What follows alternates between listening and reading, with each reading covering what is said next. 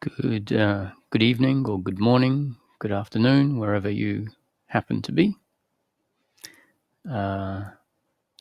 This is the first Facebook Live that we're doing, and given the situation that we find ourselves in, it seems appropriate that we use this time where people are at home and where the situation is more intense than usual to explore, for those that are interested, the teachings of non-doership with the aim of seeing for ourselves, experiencing for ourselves, how a deepening understanding of non-doership for ourselves actually changes the makeup and delivers peace of mind in daily living, regardless of the circumstance that we find ourselves in. So my hope is that over the next 2 weeks or more, we can come together as a group and dive deep into the teachings in a way that we might do on retreat, in a way that is a little bit different to one-off satsangs that tend to repeat the core concepts without going into much depth. Now, I will repeat the core concepts in nearly all of the satsangs, because that's actually the most important part. And it's through repetition and through us starting off with an intellectual understanding of the framework that our investigation for ourselves happens, and we start to see what is described for ourselves in daily living. So this is not really a theoretical teaching. It's not a teaching about understanding the universe as it is on the back end. This is about an exploration of what is right here, what presents our own daily life. And it's an exploration for one very specific purpose. The purpose of the teaching is to bring about only one thing, and that is peace of mind in daily living. Peace of mind for the individual who has to continue living their life until physical death of the body comes. Peace of mind for the individual in this life. So everything that is spoken about in order to bring about change towards the aim of a very practical outcome. So it's really quite simple to see if the understanding is actually deepening. It's not something that someone else can confirm for you. It's not about getting, ticks from someone else. It's about realizing that change is happening and seeing that the amount of suffering that exists in one's life starts to diminish. That's the practical litmus test for someone to know whether the teaching is sinking down to the level of the heart.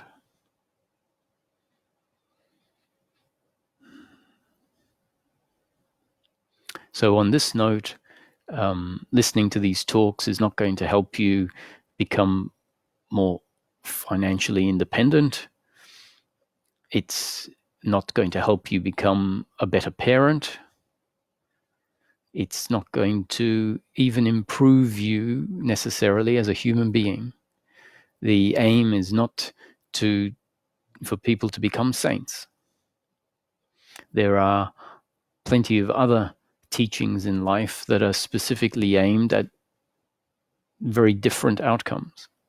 So if you want to gain physical strength, then it's good to go to a personal trainer or go to a gym, take up a fitness regime. If one needs to introduce more healthy lifestyles, change their diet, then it's good to listen to the concepts put forward from a dietitian or a lifestyle coach, a doctor. If one is interested in changes that will bring about maybe better business practices, better investments, then it's good to go to a specialist in that area. These talks are very specialized.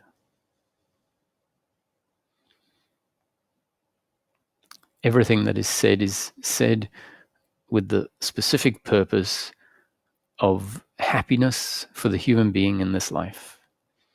And within this teaching, happiness means peace of mind. In fact, it's not just peace of mind sometimes. What's really available for the human being as human happiness is continuous, unbroken peace of mind, regardless of the circumstance that we find ourselves in. So often, those of you who have seen the teaching put forward regularly, I start off with a question that a seeker should ask themselves. And that question is, what is it that I'm really looking for?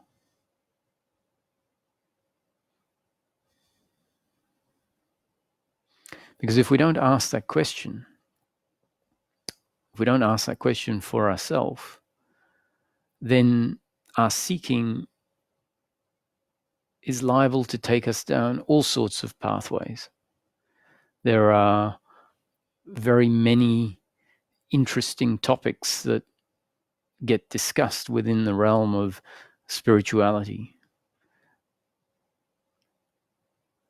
And some of them are interesting, but may not deliver what it is that we're really seeking. When I say what is it that we're really seeking, I mean, what is it that we should be really seeking? What is it that's really available? What is it that will really satisfy? So we need to ask ourselves this question, okay, what is it that is really available? What is it that the mystics have been talking about for thousands of years? What is it in practical terms? Because I don't want to chase after a concept that I'm not sure of what it actually means in practical terms.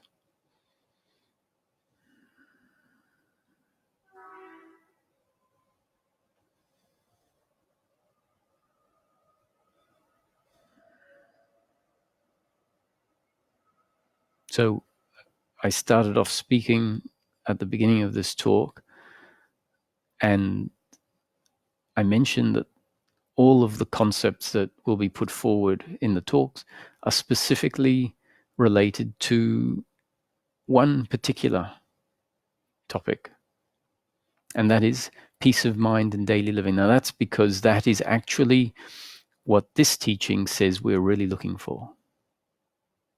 So I wouldn't suggest that any of you just believe what I have to say. That's part of the human condition that has led to the opposite of peace of mind. Believing ideas that then prevent us from seeing what's actually there in front of us.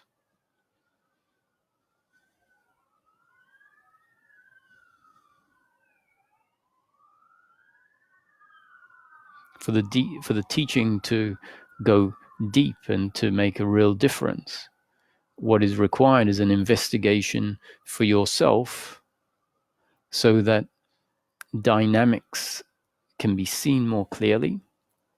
And when certain dynamics are seen more clearly, what we end up with is the dissolving of those internal structures, internal beliefs that get in the way of peace of mind. It's a dissolving of a psychological identity that has interpreted life incorrectly. And that psychological identity got put in place by life.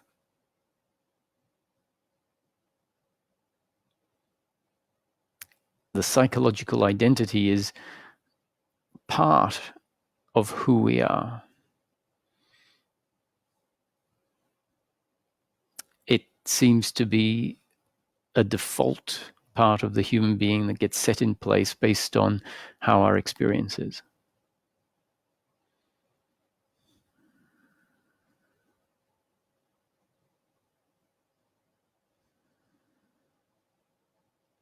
So we experience life a certain way. Our intellect interprets that, locks that in place and says, this is what life is all about. This is who I am. And then an identity, a psychological identity gets put in place, and it's that psychological identity that interacts with life.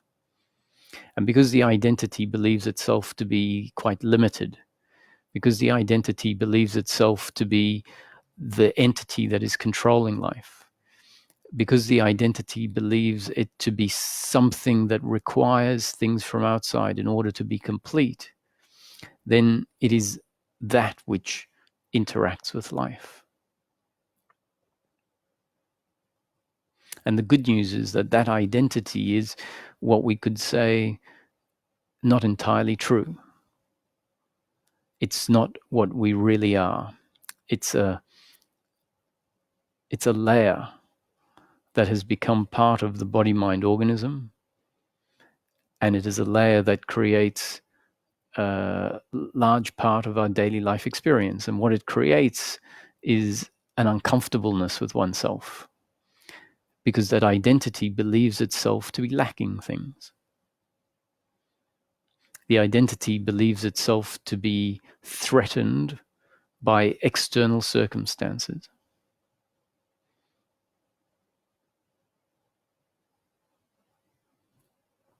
So as a result of that, the identity is always trying to control life, because it believes that its completeness and its happiness is dependent on there being more and more pleasure and more outcomes that are in line with what it believes it needs. And when life inevitably unfolds as it's always going to unfold, which is definitely not going to be in line all of the time with what the identity wants, the identity feels very threatened. It feels very uncomfortable. Now, if this psychological identity, which is really a set of beliefs, gets challenged, it starts to dissolve as the beliefs are seen to be inaccurate.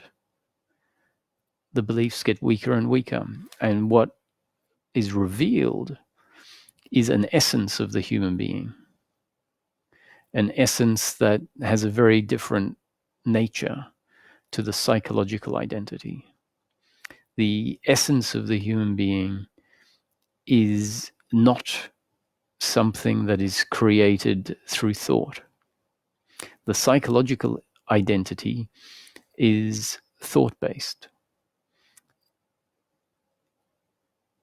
The essence of the human being is something that exists prior to our thinking. And its nature is very unique. And it's only because of this unique nature that peace of mind and daily living for the human being. What we find is that our core is not really so concerned about getting more than it already has. The core of our being doesn't have the capacity to cognize. It doesn't have the capacity to think or to judge. It just is.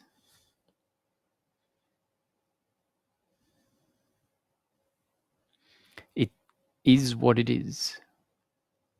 That's why in some of the biblical stories and other religions, when one of the characters bumps into a representation of God, one of the stories that comes to mind is when Moses came across the burning bush, and he asked, "Who are you?" And the burning bush replied, "I am that I am." Now, that's an answer that has no definition to it. It's essentially saying, I am that which exists before requiring definition. I am that which exists that can't be described by putting words onto it. And the core essence of the human being is a representation of that God consciousness. This is why it's said that we were made in the image of God.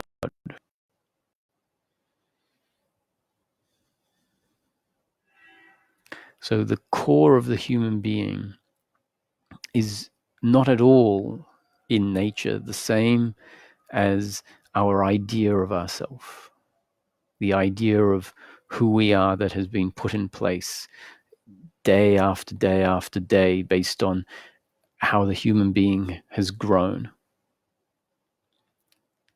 And it's our idea of ourselves. So to give you an idea, or we grow up being encouraged to find a purpose and to follow that purpose in order to become successful.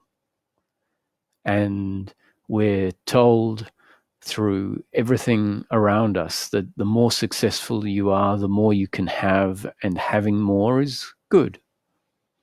And so that becomes part of our psychological identity, part of how we know ourselves. We know ourselves as the one that is successful, or the one that has failed, the one that should have been successful, the one that is kind or selfish,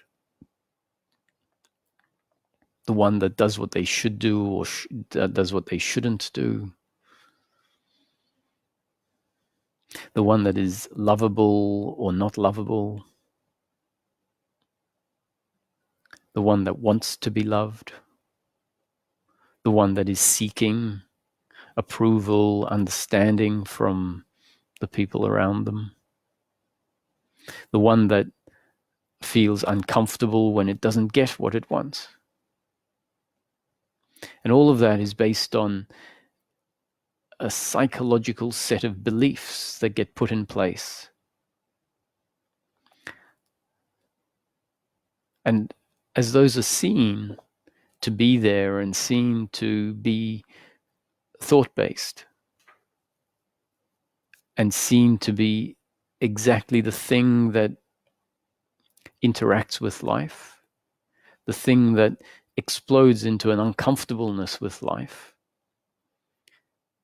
when we understand or come across the notion that suffering is not our true nature, that peace of mind is available in this life, that the teachers throughout history have been pointing at this very fact, pointing at the fact that we have forgotten who we really are. And that because we've forgotten who we are, we find ourselves in circumstance in life and we feel threatened and we feel uncomfortable in those circumstances.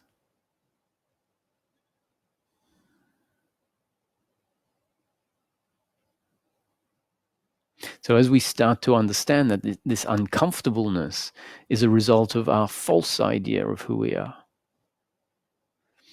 the uncomfortableness is there because of a disconnection with our true nature, then a movement starts to happen.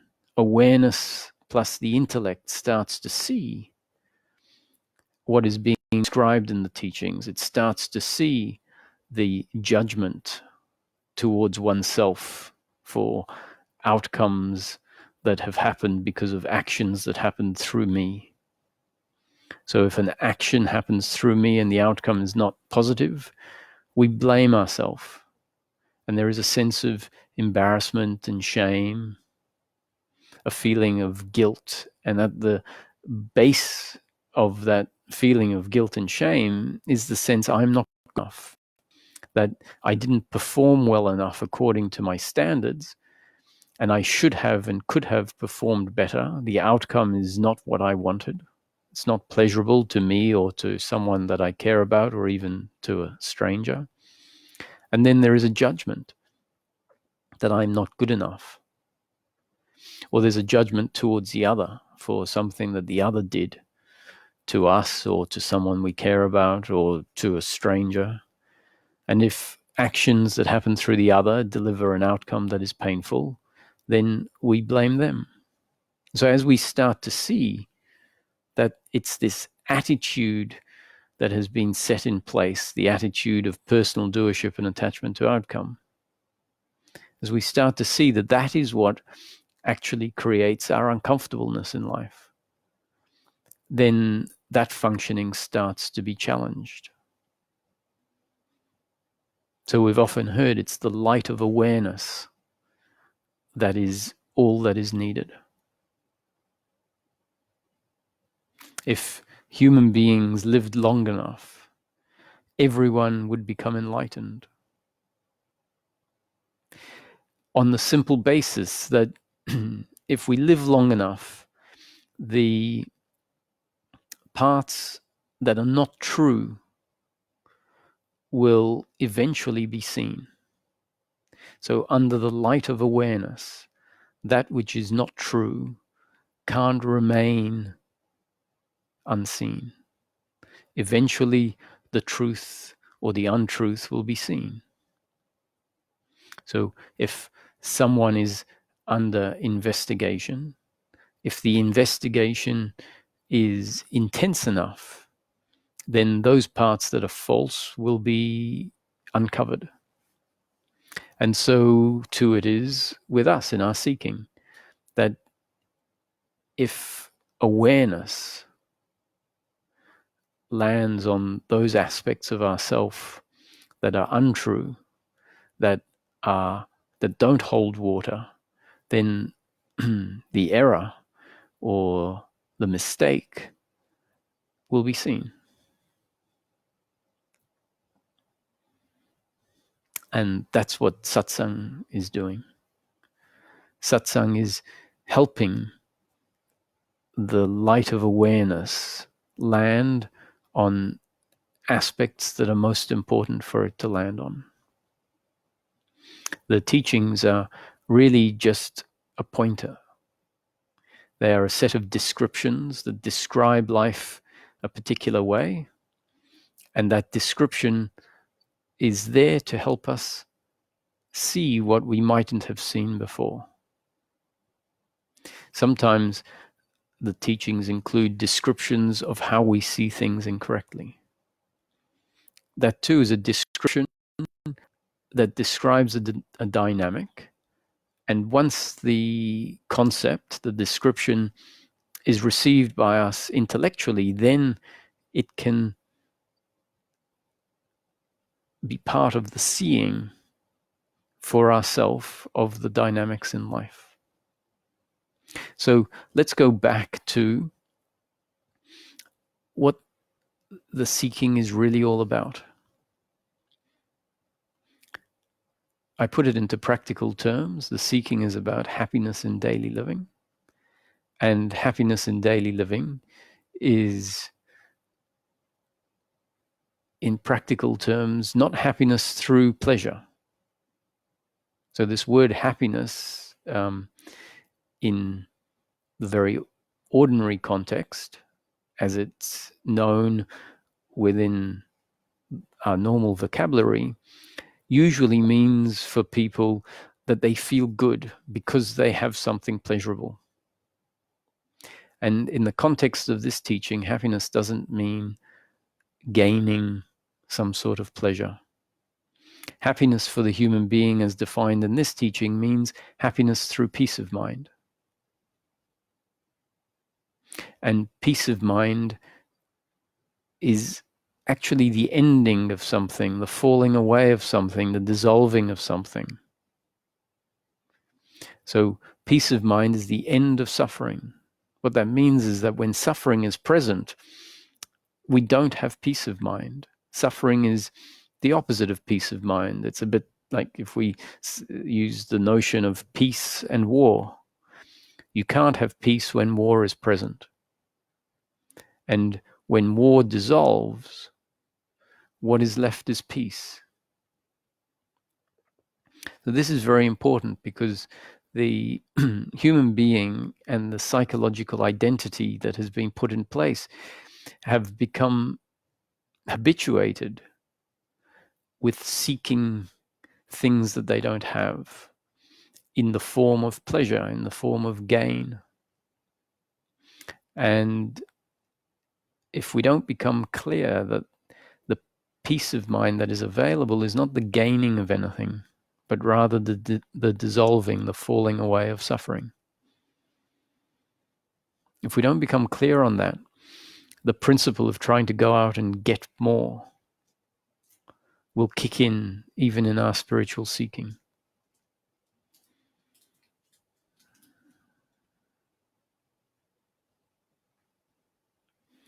So let's look at this suffering. I guess it's worthwhile, given the external circumstance that we find ourselves in at the moment, a world situation where we are finding our lives changed around in ways that most of us, nearly, well, all of us, I would say, have never experienced. That circumstance is much more intense than what we would normally experience. For a lot of people, there's a lot more pain in it than we would ordinarily experience. And so that pain, that circumstance, is part of our daily life circumstance. And because the daily life circumstance in this situation can include pain, and the pain is going to be mainly in two forms. One is, or three forms. One, the potential of people being sick and being in physical pain. There's the emotional pain of seeing people that we love sick and maybe even dying. There is the financial pain that many people will experience as a result of the economy slowing down, and that financial pain may be short-lived or long-lived if the economy goes into a recession. And there's also the pain of not being able to live life as we ordinarily would, going outside, enjoying certain amenities, meeting up with friends. So there's a whole lot of reasons why the situation can be deemed to be more painful. Now, there's obviously going to be some benefits out of it, but generally speaking,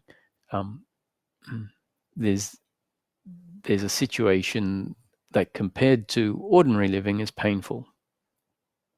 And suffering is always an attitude to our circumstance. This is also something very significant. Suffering is never the circumstance itself. Suffering is not the pain of having pneumonia or the pain of having a headache. Suffering is not the pain of having your car sideswiped by a big truck and finding that it's going to cost you $10,000 to have it fixed and you're not insured. That would be an example of financial pain. If you had a headache or a cold, fever, temperature, that's a form of physical pain. If you're seeing someone that you love in pain, then that's emotional pain. Now, suffering is not the pain itself. Suffering is our attitude to the pain. And our attitude is based on this psychological identity that has been put in place. So we should ask ourselves, if suffering is based on our attitude to life, and if peace of mind is the end of suffering, which really means the end of that attitude to life, the end of the attitude to the particular circumstance we find ourselves in, we have to ask ourselves, what is our attitude towards life that turns into suffering? And therefore, what would the attitude towards life be when that attitude that leads to suffering ends? This is a question we need to ask if we follow the the logic in the teaching. And we can only follow the logic if we're clear on something, and that is, what is it that we're really looking for? So as I've mentioned, what's available, what really satisfies, is the end of suffering. which really means peace of mind regardless of the circumstance we find ourselves in. And peace of mind is not a feeling of pleasure, but rather the absence of an uncomfortableness with oneself, an uncomfortableness with the other, an uncomfortableness with life, which ultimately is an uncomfortableness with oneself.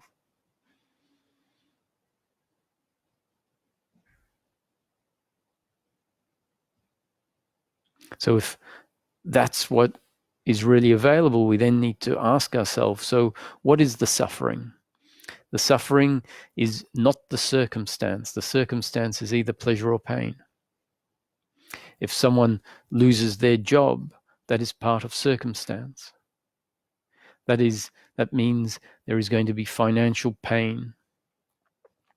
That's part of the circumstance. The pain and the pleasure of life is unavoidable.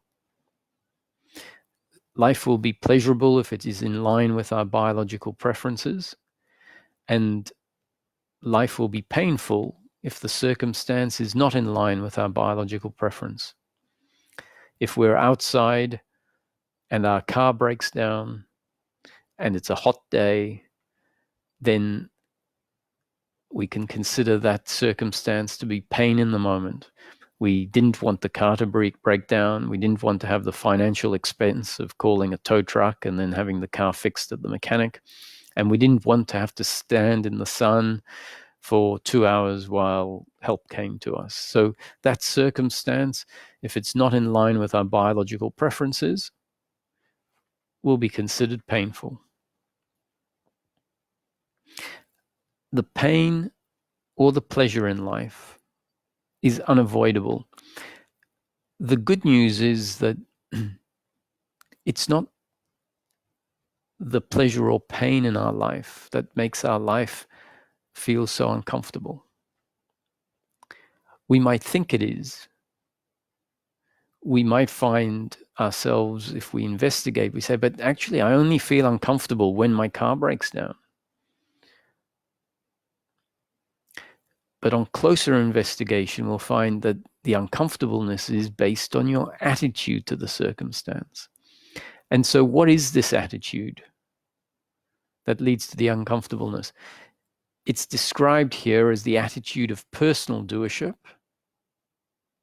and incorporated under the umbrella of personal doership is the sub-belief that we can call attachment to outcomes. And if that attitude towards life is in place, we're forced to feel uncomfortable. And quite simply put, the attitude of personal doership means that we see ourselves as the one that is in control of getting life to be a certain way. We see ourselves as in control of our thoughts and our feelings, our actions, and therefore we feel like we're in control or should be in control of the outcomes. We see ourselves that way, and therefore we have to see the other the same way. Now, why do we see ourselves as the doer of everything that happens through us? It's very simple. It's because it feels like that's the experience that we have. We feel like I am the one choosing my actions. I am the one in charge of my thoughts and my feelings. It feels like that, and therefore the belief gets put in place. It feels like that, and therefore it must be like that.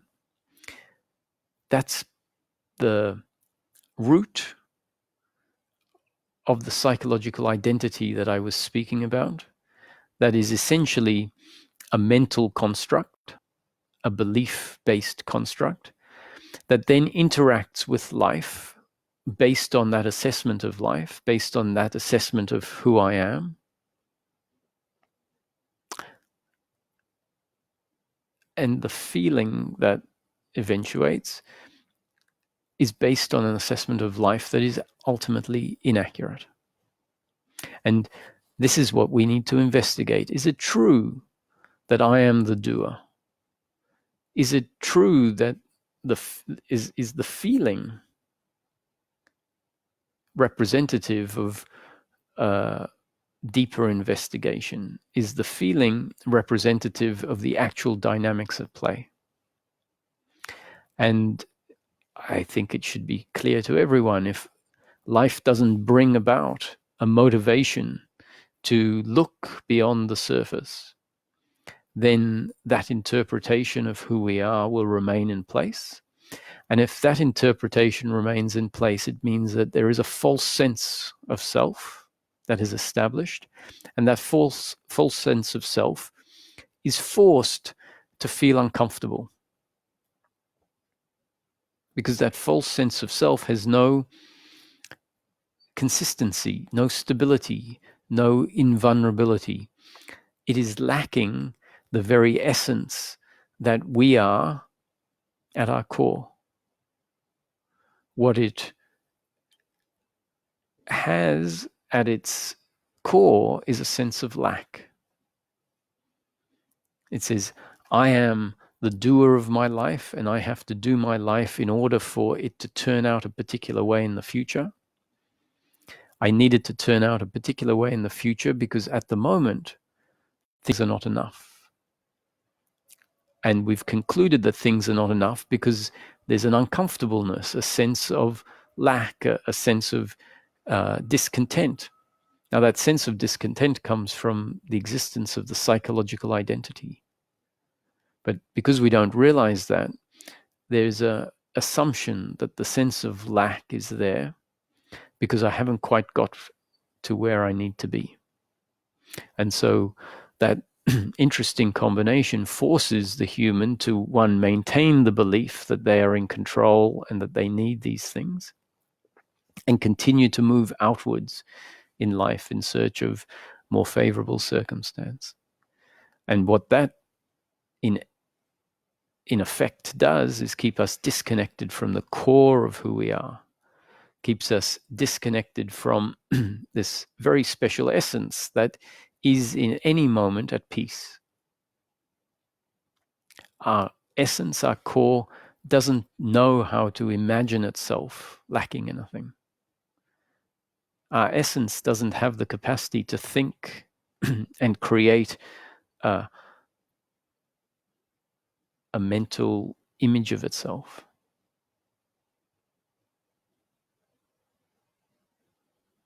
The essence at the core of the human being we could call consciousness.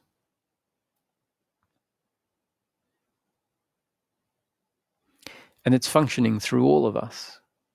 The very fact that a human being is conscious of the world in which they exist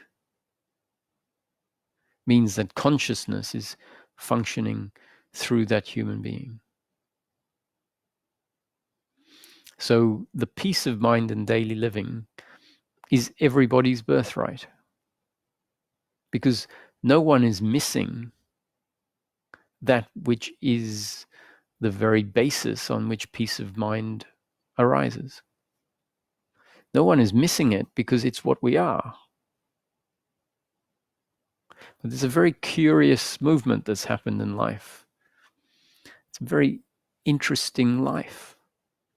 Life forces us to grow, to develop in a particular way. None of us have ever really been in control of who we are. None of us have been in control of our biological makeup. The sperm and the egg come together at a particular point and create an organism that has a divine blueprint intrinsically built into that organism. And the organism is designed to evolve, to grow according to that blueprint.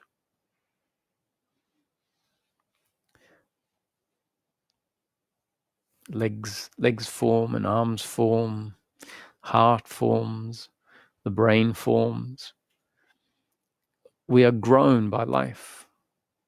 And the entity that grows is never growing independent of the environment in which it finds itself in. It is growing in an environment, and therefore the environment is one with it. So the genes, which are a result of the sperm and the egg coming together, create the hardware, and the external environment influences the shape. And when the external environment starts to include concepts that are delivered to the child through church and through school and through the parents and through the friends that the child finds and makes at school, then that becomes part of its up-to-date conditioning. So the human being is really, we can say, on a biological and a psychological level, a result of two factors: the genes and up-to-date conditioning. And those two factors determine who we are on a biological and psychological level in each moment. The genetic structure is more or less fixed. However, when the external environment interacts with that structure, the whole structure changes. So the structure is never fixed, but it's fixed one way in each moment and will change in the next moment. And so the result of the genes and up-to-date conditioning mean that the human being will function only one way in each moment. One way based on the genes and up-to-date conditioning and the very unique circumstance that the human being finds themselves in. And the circumstance is something that is very complex and not ever something that the human being is in control of.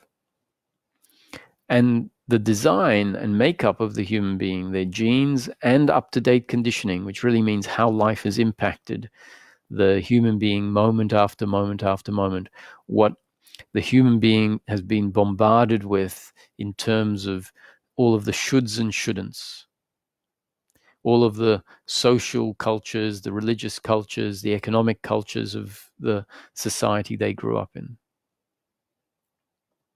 We can't expect ourself or the other to function any differently in each moment other than according to our makeup and the circumstance we find ourselves in. So life has essentially grown us a certain way and put in place the biological characteristics of the human and the psychological characteristics of the human.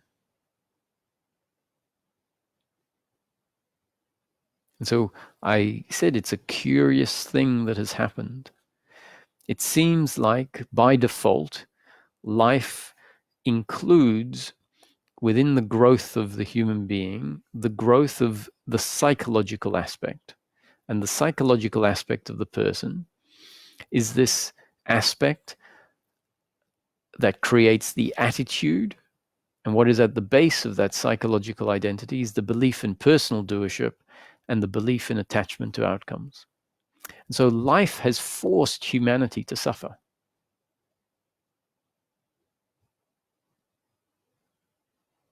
Life has forced humanity to suffer because of the way that life has designed humanity to be formed and to interact with the external environment,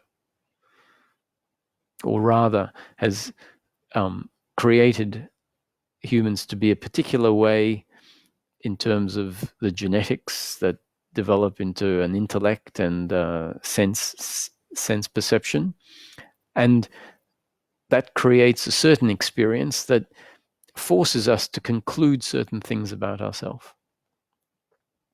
So in Buddhism, we have the first noble truth is the recognition life is suffering. That's because life has this curious quality to it where humans are grown by life in such a way that we feel uncomfortable, that we suffer.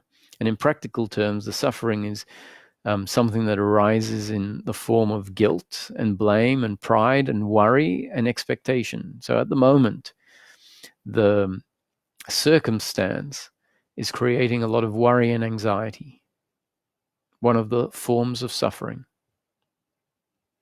Now, why is that worry and anxiety arising? It's arising because it's forced to arise. It has to arise. It's the only way that the human being, if their design is a particular way, it's the only response that can happen given the circumstance. Now that isn't saying that everyone is forced to feel anxiety and worry. What it's saying is everyone with a certain makeup, with a makeup that turns into worry and anxiety, is forced to feel anxious and to worry because that is their makeup. And because that psychological identity is generally what's in place in human beings because of how life has designed us, and it seems our design puts that in place, then most people experience life through this lens and with this feeling of uncomfortableness with oneself. And hence, we have to look at our experience and we say, actually, if I'm honest, my experience is suffering. So that's the first noble truth. It means that's sort of seeking hasn't started until someone actually recognizes the uncomfortableness of life when the psychological identity is in place. The good news is that as we progress through the other noble truths, we are told that there is a way out of suffering.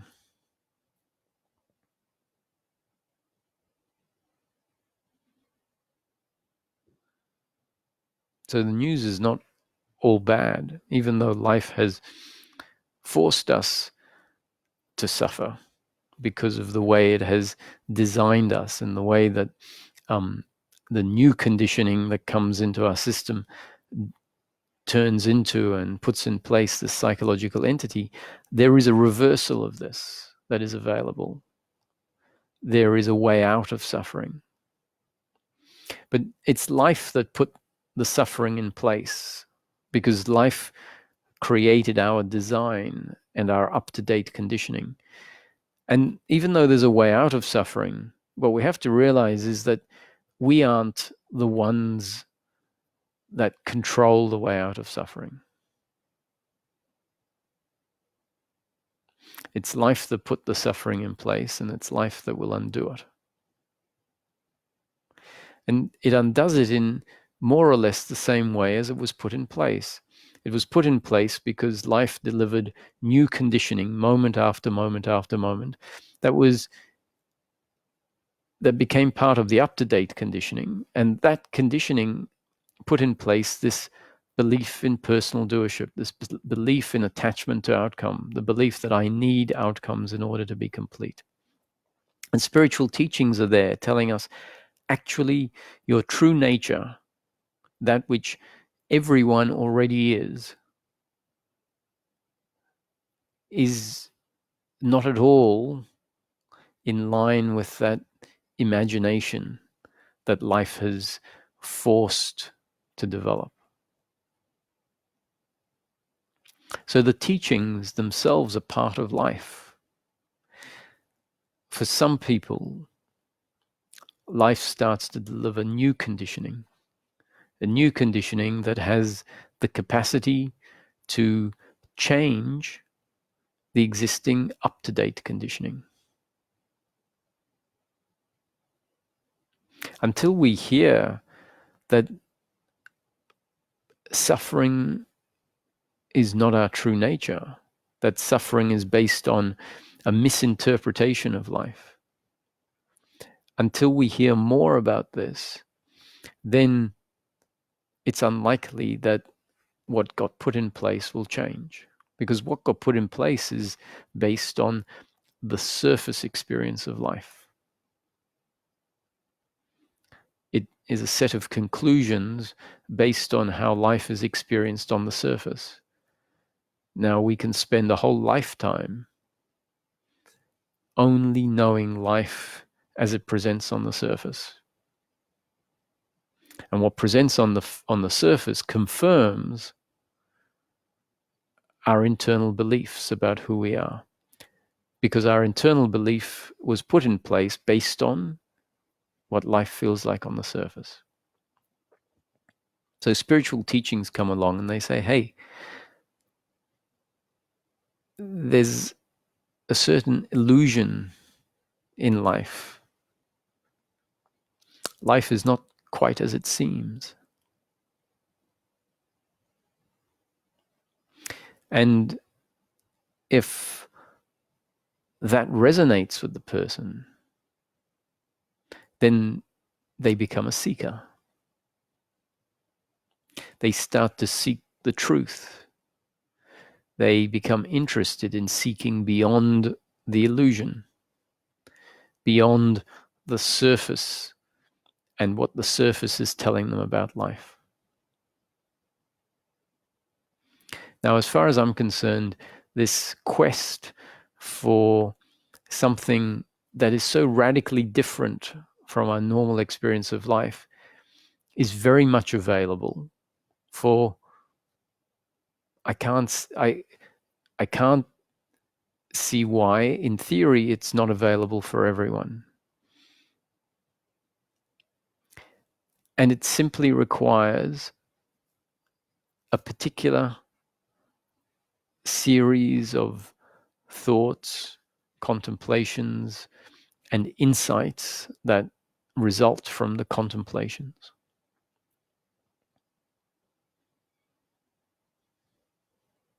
Now, it's true, there are many, many nuances that need to click and fall into place. But the nuances within each contemplation will naturally present themselves as the layer before them gets investigated and is seen more clearly. By default, once one layer is worked out, the next layer beneath it starts to be seen in ways that show us where the two don't correlate. And so the process is about a reconciliation of all of the layers of life, such that we end up with a cohesive model of life. And that model, when it is deeply known beyond just the intellect, when it has been seen and investigated, falls away, and then that just becomes the way life is known. And if the way life is known no longer supports certain false ideas about who we are, those ideas don't exist in the model anymore. They don't exist in how we know ourselves. And if it's those beliefs that were causing the suffering, then we find that the suffering no longer arises, because the aspect of the human being that was the source of the suffering, that was the root of the suffering, no longer has a place within the new perspective of life. So over the next weeks, I'd like to be able to investigate all of these things in more and more detail. So there is the opportunity for people to ask questions through the comments section.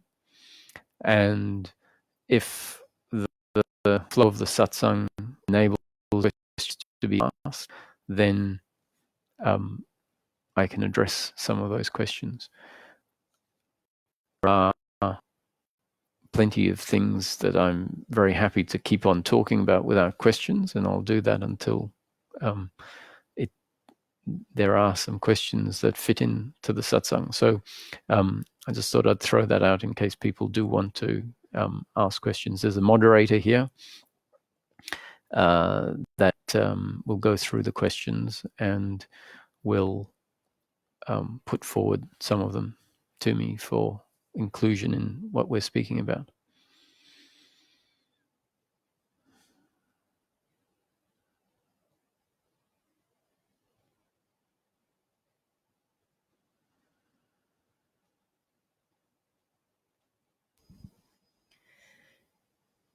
Is mostly finding oneself empty of words or the interpretation and labeling of mind throughout the day a sign of true peace of mind?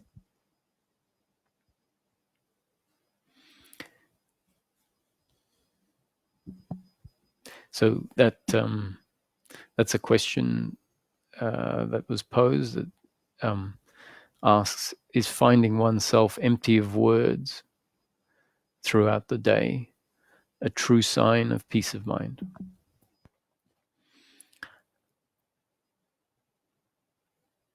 Peace of mind is not exclusively the absence of thinking. There needs to be a distinction made between the working mind and the thinking mind. The thinking mind is part of the psychological identity. The thinking mind is based on doership and attachment to outcomes. And the thinking mind believes that it needs to make life happen, that it is in control of everything that is happening through the human being. And therefore, it always has a job to do. So the thinking mind is continually active. And that becomes the lens through which life is lived and experienced when that psychological identity is in place. When the logical identity that is continually judging life as good or bad, as it should be, why is this happening, that shouldn't be happening, that person's hair color shouldn't be that, and so on and so on. And it's relentless because the thinking mind believes that happiness is to be found in outcomes, happiness is to be found in pleasure, pleasure, pleasure. The human being has its biological preferences, and therefore there is an association or a sense that life has to always be in line with these biological preferences. That's the interpretation of the thinking mind. And the thinking mind believes it has to navigate. It is the one navigating through life, and that it needs to navigating. It can't stop, because if it stops, we'll never get where we need to get. So, in effect, the thinking mind is always active. And it's only when there is a surrender and a realization that my essence doesn't require anything. My essence doesn't seek. It is the psychological identity that is seeking. And so when there is a grounding in our essence, there is so much less that is needed. Life doesn't need to be judged as right or wrong. The other doesn't need to be judged as right or wrong. Our own self doesn't need to be judged or as right or wrong. There is a understanding and a recognition that everyone is moving through life exactly according to their design. And their design is not set from the greater life around us. That really all of life arises as a singular arising. And within that singular arising, there are differences, different entities, different organisms, different personalities. And yet, none of the unique personalities and the unique people and animals and plants and rivers and clouds and sun are really separate from the whole creation. It's understood that my genes and up-to-date conditioning are part and parcel of the evolving greater life. And therefore, with the thinking mind having dissolved, life is allowed to happen. Life is seen as a happening, and it's known that when the thinking mind subsides, life continues to happen. So the ending of the thinking mind means that there will be so much more quietness and lack of thinking during the day, especially the lack of thinking of the working mind, of the thinking mind, which is in essence arising in the form of guilt, blame, pride, worry and anxiety, expectation and attachment to outcome.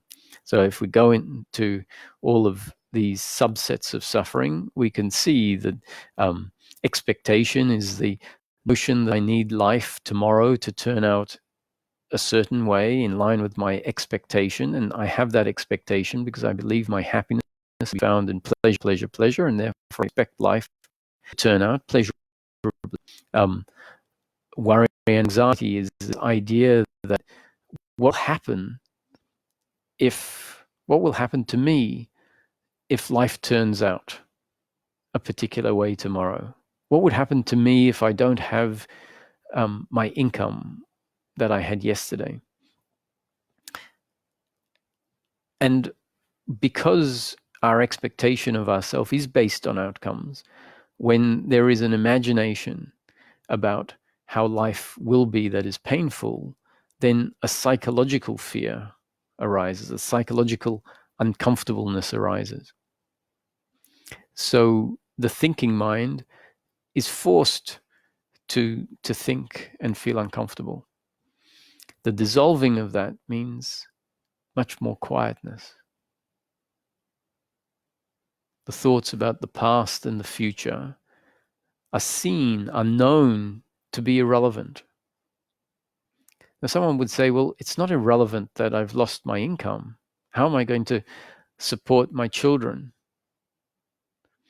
The core of our being is a very unique thing. And as we rest there more and more, we find that there is a trust in life unfolding exactly as it's destined to unfold, which includes the understanding that, yes, tomorrow I might get sick. One day I will die. That the pleasures I have today won't be there tomorrow.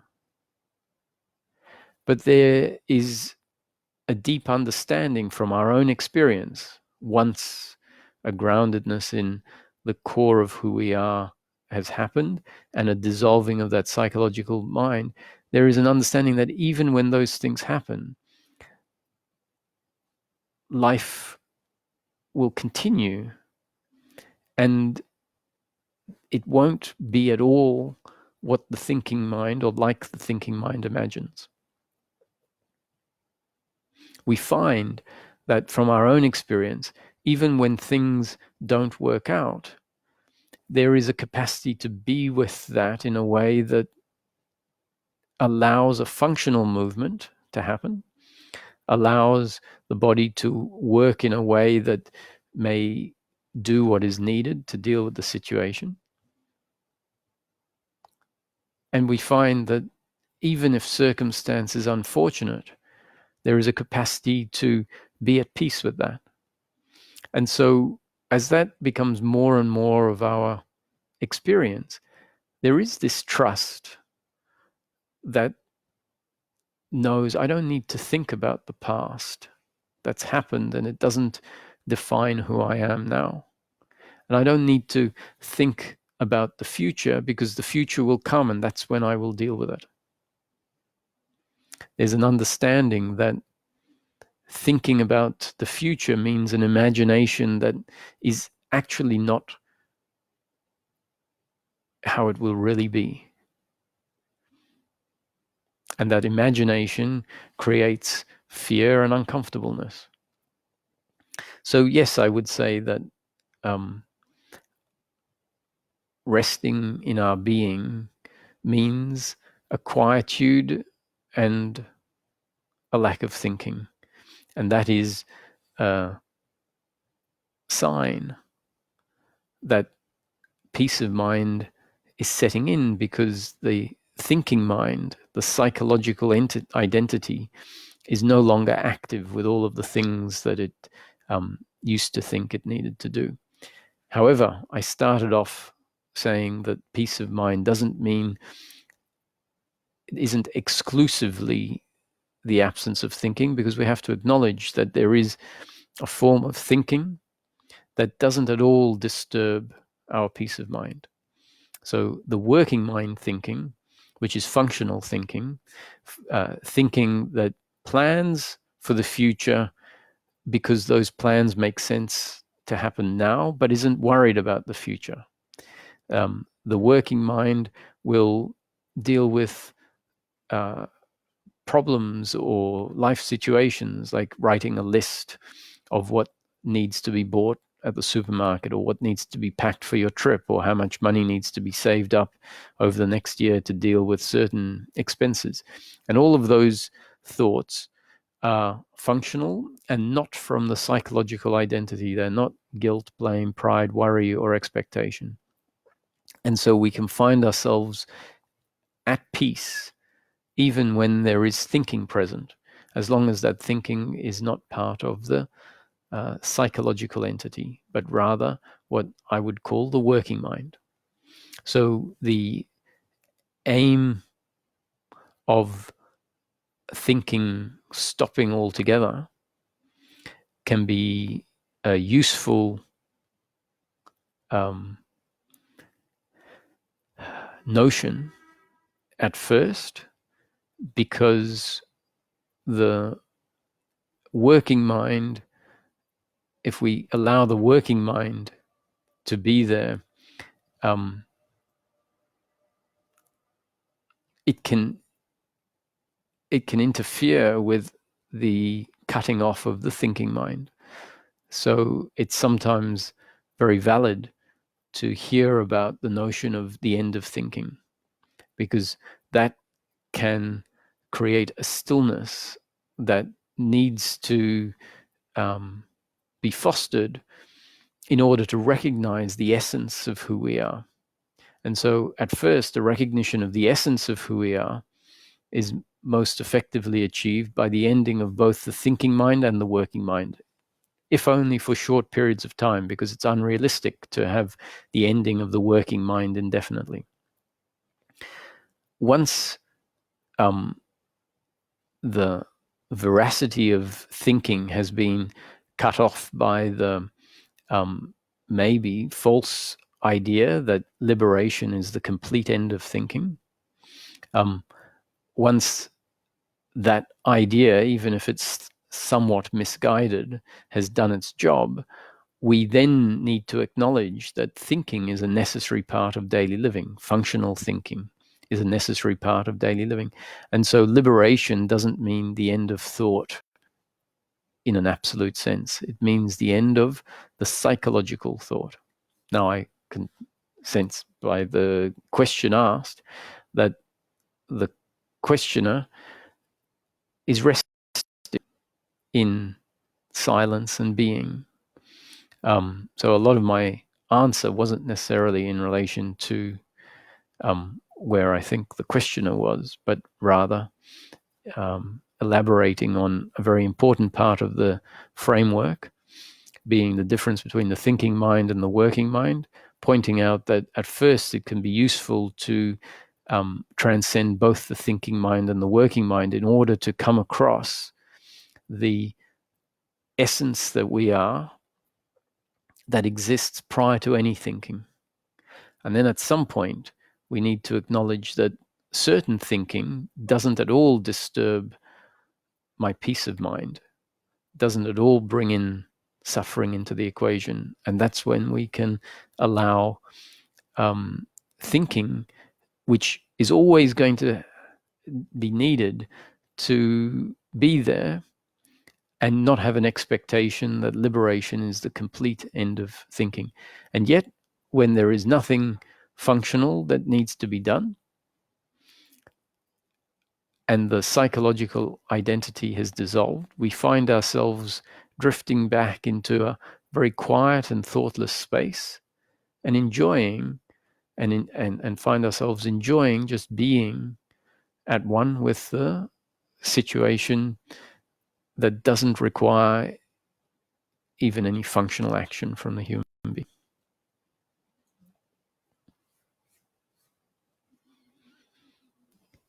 You said the end of suffering is available to all, which means available in this life, and that this is a process of working through layers. Is there a potential to cut to the heart of the matter, then backfill any layers, or does it always have to be from the surface layers?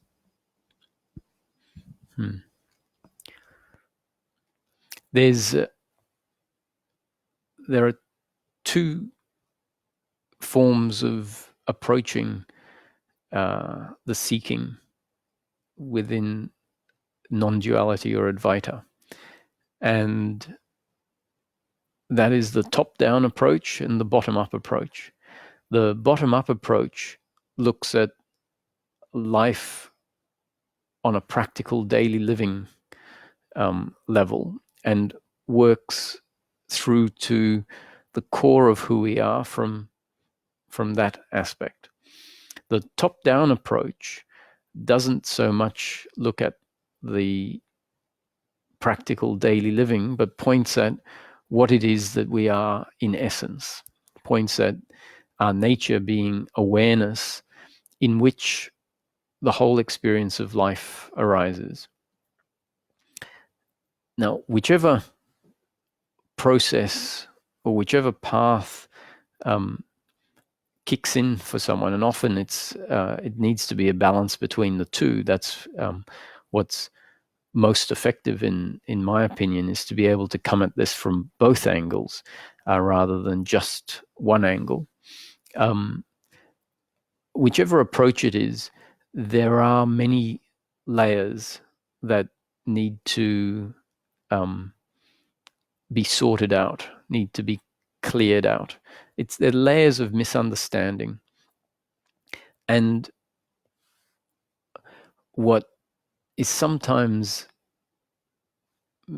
misinterpreted or misjudged is this notion that we can go right to the heart of the matter and bypass all of the layers.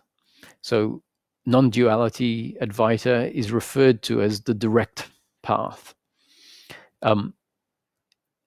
And relative to other seeking modalities, it goes much deeper in a way. A lot of other spiritual paths, it's not so much the paths, but a lot of other spiritual teachings, let's say, that are outside of what we could call non-duality, don't really deliver some of the knockout punches. And that's for very good reason. It's not that non-duality is a superior teaching. All teachings are designed to deal with what needs to change for a particular seeker.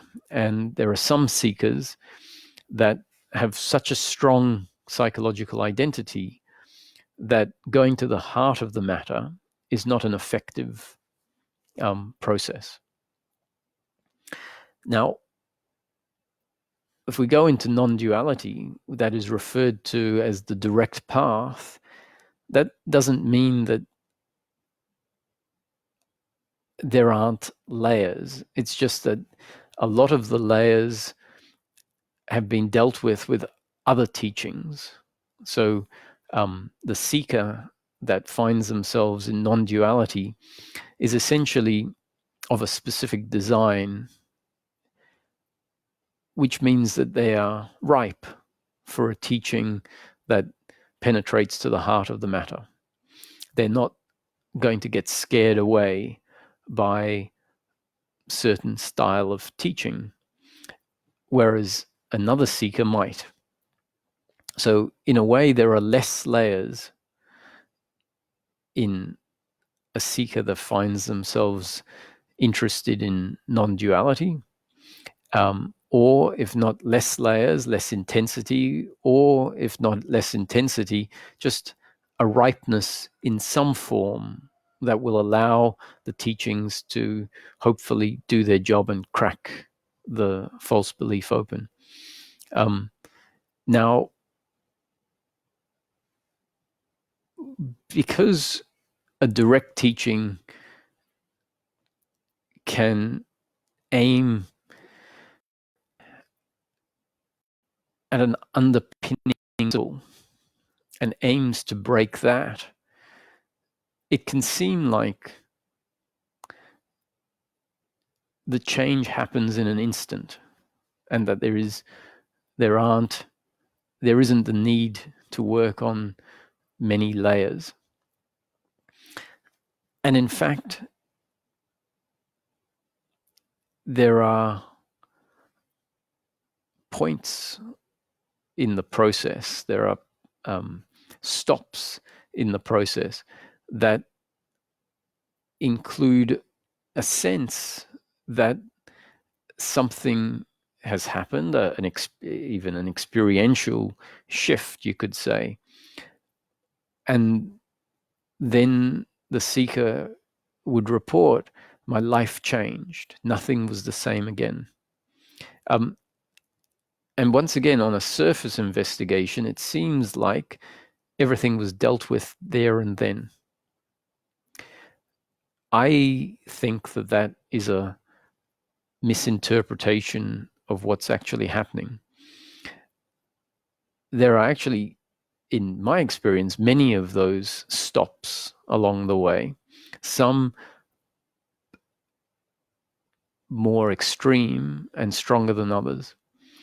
And it appears, if we look at those in isolation, that that was all that was needed. But in fact, we find that the process, even when those shifts happen, is a process that extends over many years, with process before that point happening and process after that point happening.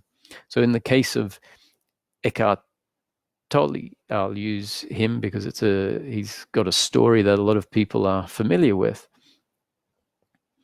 He describes a point where his suffering was so intense that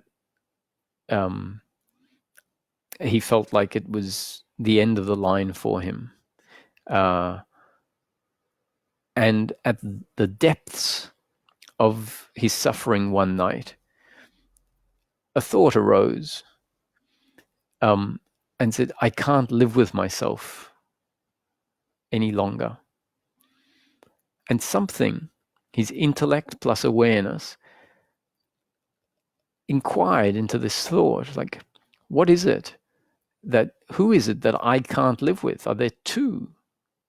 Is there myself and the myself that can't live with myself? And I have no doubt that this thinking happened sort of outside of the conscious thinking, and it all happened in an instant.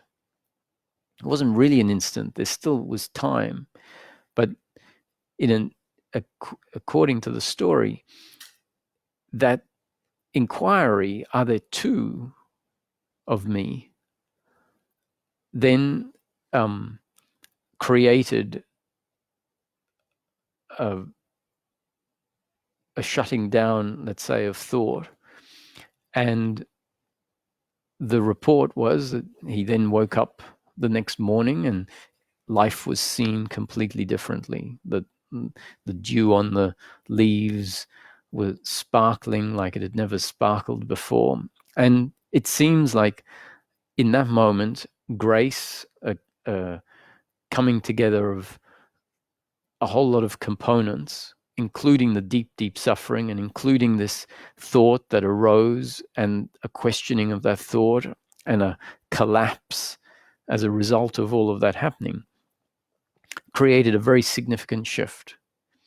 The truth is, when we look at it closely, is that Eckhart Tolle was very interested in this topic for years before this point. He, from accounts, had a life of a lot of suffering, but he was an academic and he was quite well read in this area.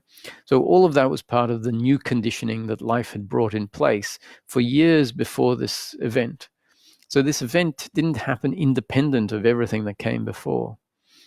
His genes and up-to-date conditioning included his interest in this topic before. And yet this event seemed like it was outside of time, seemed like it had nothing to do with anything that came before. And so when we experience certain shifts, certain experiences, certain beliefs falling away, it feels like a spontaneous happening that is outside of the intellect, outside of time. And in one regard it is, because it's a sudden drop, collapse. But what led to that collapse? We often think that, it was just grace, but our idea of grace means that it could just be divine intervention. Grace might be meaning grace is everything that came before. It was complete grace that my life presented as it did moment after moment after moment, so that in a particular moment, everything that came before resulted in a certain movement, a falling away of a certain belief. And then from the accounts after that experience, Eckhart Tolle spent years sitting on a park bench. And that's a process, a time when I believe a process of integration happened. So if you got to ask him what happened before and what happened after this moment of everything just collapsing, he'd probably agree that there was a whole lot of removal of layers. A lot of the layers that fell away after were layers that could have only fallen away thanks to the insights that happened in that night, or the insight, the shift that happened in that night. So there, in my opinion, is always a process. Now, which way the process starts, from which end it starts, and what step 1 is, step 2 is, step 3 is, step 4 is going to be different for everyone. Someone might start on step 1 and jump to step 4 and then go back to some of step 2 and back to some of step 4 and then on to step 5 and back to step 3. And it's not really just a linear movement, because you'd have to go back to step 2, because only part of step 2 can be done until some of step 3 happens. And then after some of step 3 happens, you can go back and do some more of step 2, which really means it isn't step 1 and step 2 and step 3 and step 4. It's a movement that is all interdependent on itself. And even though Advaita, non-duality, is referred to as the direct path, that doesn't mean that there aren't layers of the identity that fall away bit by bit. What it does do is it attacks the ground on which all of the suffering stands. If the ground on which all of the suffering stands isn't attacked, then there is an innumerable amount of events to go and investigate, and that would go on forever. So at some point, the ground on which everything arises needs to be broken away. My point is that the breaking away of the ground is not something that just happens in an instant. It is breaking away of the ground on which everything stands. That is a breaking away that I've described one layer after another. So we can come to, for example, in some paths, that there is no person. And that realization is because the investigation points out certain things. Now, an investigation is usually quite a narrow focus on something, and so a teaching can make some statements that essentially eliminates parts of the experience that ultimately can't be eliminated. However, for the purpose of a certain investigation and a certain realization, it is useful to eliminate certain other aspects by, for example, putting them into the realm of illusion, like causality. A teaching could point at the fact that it is just a belief that says a thought comes from the brain. The teaching might point us to the fact that we have no experience of a brain in this moment. And it will say, you need to be investigate this moment and this moment only, and not rely on hearsay. And so the teaching might get us to question whether we actually have a brain, and in fact it will insist that there is no brain and that thoughts arise out of nothing. Now, that's a very effective methodology of allowing us to see that thoughts are part of the momentary experience. And in order to see the momentary experience differently to how we have in the past, certain interpretations of life, for example, causality and time, the linearness of time, need to be weakened. And they are weakened often by suggesting that they are unreal. And that can create a certain realization that is very important. And it can be, for someone, it could be that realization seems to be the be-all and end-all of things. It's like that is what was needed for me to see that what I am is awareness. Now, that's not, in my view, the integrated living of life free of suffering. That's a part of the process.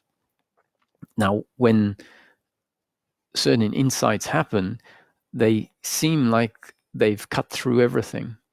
But after that insight has happened, a reintegration needs to take place where time and space and causality all get reintegrated. And so until those are reintegrated, there is still a layer of ignorance. The layer of ignorance is the belief that time and space absolutely don't exist and are illusory and are irrelevant to liberated living. The removal of the notion of time and space and causality can be very useful, but it needs to be reintroduced again. And so there are layers and layers and layers, and the search really will never come to an end. There are going to be milestones. So you could say the end of suffering is one of the milestones. I'd say that it's such an important one. And so this teaching focuses on that. It's when the end of suffering kicks in that seeking stops. So let's say there's always something else to look at.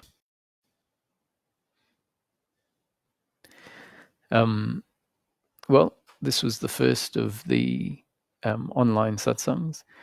I hope that many of you have the time to join again in the next weeks. Maybe we'll try and keep the satsangs to under 2 hours. So for now, I wish everyone well and enjoy your day.